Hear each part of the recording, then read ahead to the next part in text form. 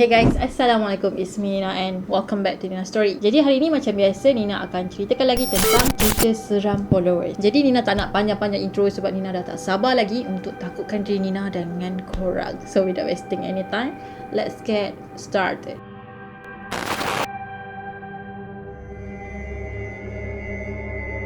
Cerita ni dikongsikan oleh Lia, tapi ini bukanlah nama sebenar dia. Benda ni jadi masa tahun 2010. So pada masa tu Lia ni baru belasan tahun. Lepas tu family dia pula baru berpindah dekat sebuah apartmen. Lia cakap rumah diorang ni bersebelahan dengan sebuah padang tembak. Jadi maksudnya masa dia pindah dekat situ, padang tembak tu memang dah ada lama dah dekat situ. Selama beberapa hari Lia tinggal dekat situ. Dia pun dapatlah kawan sebaya dalam 3 orang macam tu. And then pada satu hari kawan dia pun ajaklah diorang ni untuk pergi dekat padang tembak. Dan masa tu baru pukul 1 petang. Jadi masih awal lagi lah. Biasalah diorang pun curious kan, sebab tengok dari jauh je, lagipun diorang tak pernah pergi sana. Yelah masing-masing baru pindah kan. Jadi diorang pun setujulah on lah untuk pergi tengok dekat mana padang tembak tu dan apa yang ada kat situ. Masa dekat sana, ada salah seorang kawan Lia ni ternampak macam ada sebuah rumah usang yang ada dekat dalam hutan. Tapi yang lain-lain tak nampak tau, termasuklah Lia ni. Jadi diorang macam pelik lah, kau ni biar betul kau nampak benda tu. Tapi kawan dia kata memang dia nampak ada rumah dekat dalam hutan. So masa tu macam dah agak pelik, agak seram juga. Sebabnya cuma budak tu je nampak tau. Lepas nak keluar dari situ, diorang terjumpa ada satu kolam air. Kali ni kawan-kawan Lia kata,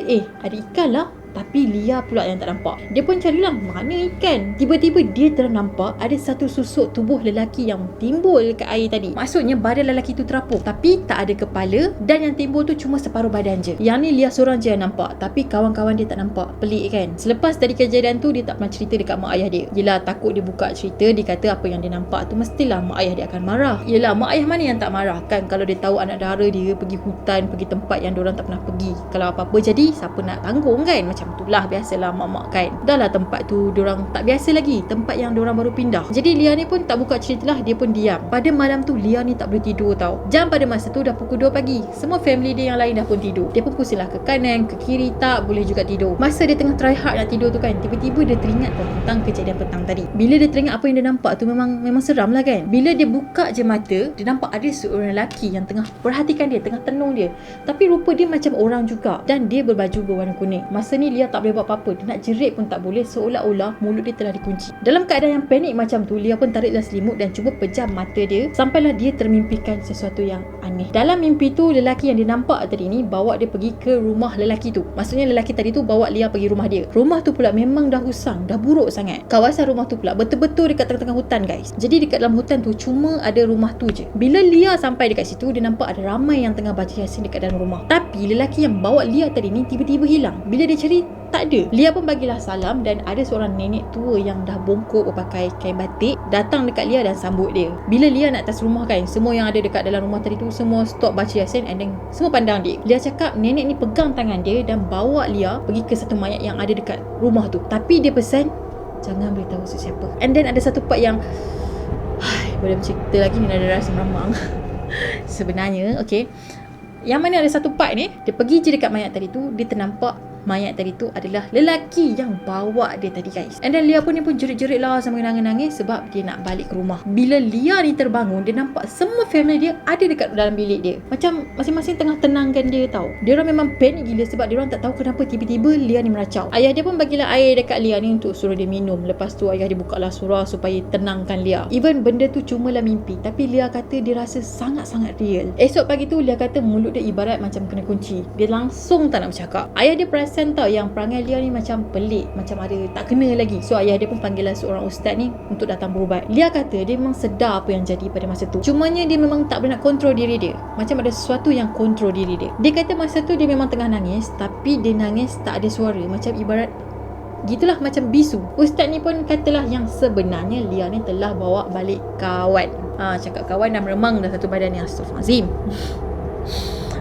Dan ustaz tu kata yang kawan Lia tadi tu dah pun bawa Lia ni pergi ke rumah dia ataupun pergi jumpa family dia. Tapi yang Lia ni pelik sebab dia kata dia tak cerita dekat sesiapa pun pasal mimpi tu. Tapi ustaz ni tahu. So ustaz tu kata kalau nak benda ni settle, Lia kena pulangkan kawan dia tu balik. Cara dia, Lia kena pergi tempat yang sama pada waktu yang sama, tapi dengan syarat separuh berpakaian. Lepas tu dia kena mandi dekat situ dan baca doa-doa yang akan ustaz tu bagi. Jadi lepas berubat tu, ustaz tu pun bagilah dia air penawar lah untuk tenangkan Lia ni sikit. Esok tu mak Lia ni pun bawa bawa lah Lia dekat tempat yang sama dan pada waktu 12 tengah hari. So diorang pun buatlah apa yang ustaz ni dah suruh. Ustaz tadi tu sebenarnya dia ada bagi sebiji telur ayam yang mentah tau. So lepas mandi, telur tadi tu dia kena pusing dekat kepala Lia tu sebanyak 7 kali. Jadi lepas mak dia pusingkan telur tadi tu dekat kepala Lia, mak dia pun campak lah telur tadi tu kat dalam air. Masa mak dia campak telur tu, Lia kata dia nampak yang telur tu warna macam agak hitam dan tak pecah bila kena campak. Macam pelik jugalah kalau macam kita tahulah kan, telur mentah ni kan dia punya kulit kan agak fragile. Kalau macam kena tekanan sikit pun dah boleh crack. Tapi Lia kata lepas mak dia campak dekat air tu, tak pecah. Lepas tu telur tadi tu pun bukan warna brown gitu, tapi warna hitam. Lepas tu mak dia pun selimutkan Lia dengan kain dan diorang pun berjalanlah balik ke rumah. Selepas dari hari tu Lia dah tak pernah kena kacau lagi ataupun nampak lelaki yang berbaju kuning tadi. Sampailah selepas beberapa tahun dia kena kacau balik guys. Ada satu malam tu masa dia tengah tidur kan, dia baring dalam keadaan yang mengiring, lepas tu dia menghadap ke dinding. Masa dia tengah tidur tu tiba-tiba dia rasa macam ada seseorang ataupun ada benda yang naik ke atas katil. Sebabnya dia rasa macam katil dia macam agak-agak goyang tau. Tapi dia buat tak tahu je and then dia sambung tidur. Lepas tu Lia rasa benda tu macam ada dekat sangat dengan Lia. Macam benda tu baring betul-betul dekat belakang dia. Masa ni Lia memang dah takut dah and then dia ambil bantal, dia pekuk muka dia sebab dia dah tak berani nak tengok apa yang ada dekat belakang dia. Lepas tu yang creepy-nya, benda tu berbunyi guys. Dia berbunyi macam tu.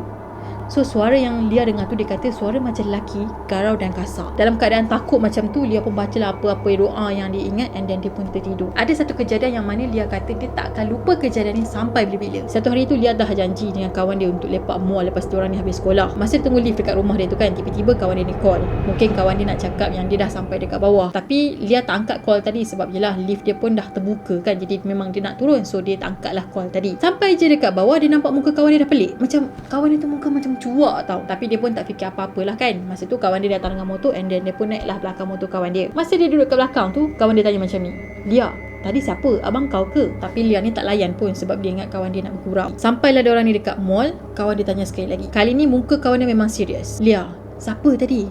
Abang kau ke? Lia pun pelik lah macam, abang mana kau ni? Tak faham lah aku. Kawan dia pun cakap macam ni, tadi masa aku call kau, ada lelaki yang jawab tau. Tapi dia cuma cakap, je. Aku pun tanyalah mana kau sebab aku dah sampai dekat bawah. Tapi dia terus letak. Yang aku pelik tu, lepas aku letak call, kau keluar dari lift tau. Padahal aku letak call tadi tu tak sampai 2 saat. Lia dah mula rasa pelik dan dia pun terdiam. Kawan dia siap tunjuk bukti yang dia memang call Lia. Dan duration call tadi tu 12 saat. Lepas tu Lia pun tunjuklah dekat kawan dia, phone dia tu kan. Dia tunjuklah yang panggilan kawan dia tu, Lia memang tak angkat dan ada miss call. So siapa yang angkat call aku tadi? Sedangkan kau memang tak jawab call aku. Jadi sampai sekarang diorang tak tahu siapa yang jawab call tu. Lia cakap sejak dari kejadian dia kena kacau dulu tu, merata-rata tempat family dia dah bawa dia untuk berubat. Dan ramai ustaz yang cakap sebenarnya ada sesuatu ataupun ada benda yang nak berkawan dengan Lia ni. Cuma Lia ni tak pasti yang nak kawan dengan Lia tu adalah lelaki yang dia nampak tu ataupun benda lain. Dan sampai sekarang dia masih tertanya-tanya, kenapa nenek yang dalam mimpi dia tu pesan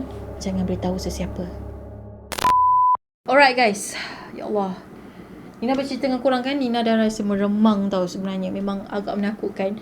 Okay guys, sebenarnya Nina ada banyak lagi cerita-cerita seram yang korang kongsikan dengan Nina. Cuma Nina belum sempat lagi baca. InsyaAllah Nina akan terus baca dan Nina akan kongsikan dekat sini. Dan Nina harap korang suka dan rasa seram dengan cerita yang Nina kongsikan pada hari ini. Terima kasih kepada Lia kerana sudi kongsikan cerita seram awak dengan kita orang semua. Dan itu sajalah perkongsian Nina untuk hari ini. Kalau korang suka video ni, jangan lupa untuk tekan button like, subscribe dan komen di bawah. Dan follow juga Nina dekat Instagram. Kita akan jumpa lagi in next video. Bye. Assalamualaikum.